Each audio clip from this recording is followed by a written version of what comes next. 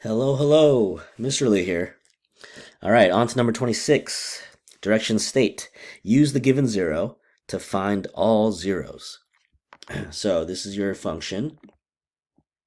This is a given zero, the 1 plus root 5. So there's actually a rule with these type of zeros. If you have a 1 plus root 5 as a given zero, you should also have the 0, 1 minus root 5. Okay, and we'll prove that with the syntactic division.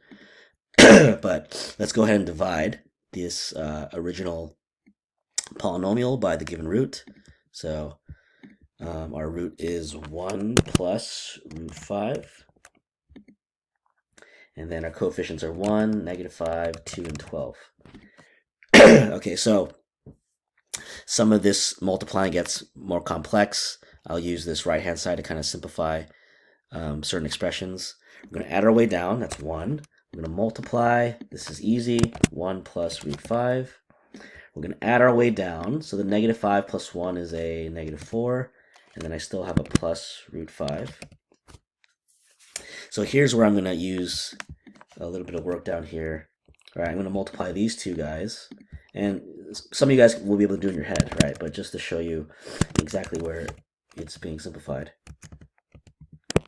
I'll write it out fully, like that.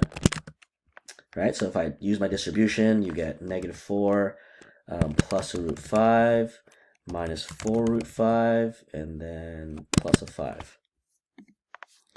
All right, so if I finally simplify that, we've got -4 plus 5 is a 1, and then root 5 minus 4 root 5 is minus 3 root 5, right?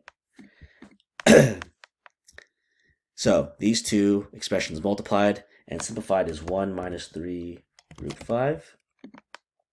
I'm going to add our way down. You get 3 minus 3 root 5. And same thing, we're going to do some multiplying. So we're going to go 1 plus root 5 times 3 minus 3 root 5. See what we get. So that's going to be 1 plus root 5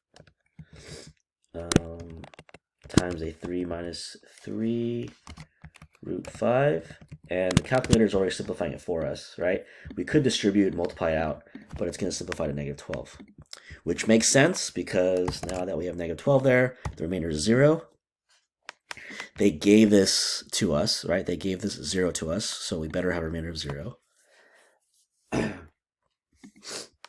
And we can just keep going here, right? Like I said from the beginning, if we have 1, 0 as 1 plus root 5, that means the root or 0 of 1 minus root 5 also exists. So we're going to continue dividing, right? We're going to end off with these coefficients.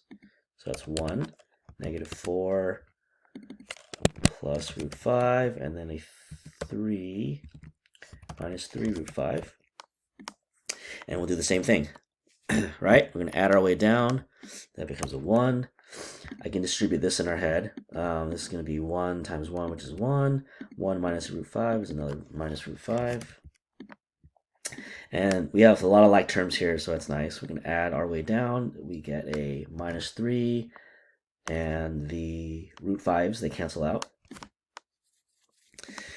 So we have simpler calculations here. -3 times 1 minus root 5 is going to be a -3 plus a 3 root 5. And that proves the fact that we have both of these as zeros, because once we add this together, we get a remainder of 0. Okay, so we already have two roots, 1 plus root 5, 1 minus root 5, or two zeros. The last 0 will come from this factor, right? So this last factor is x minus 3, which gives us a 0 of x equals 3, right? So all the zeros should be 1 plus a square root 5. You have a 1 minus square root 5, and then a 3. There's your final answer.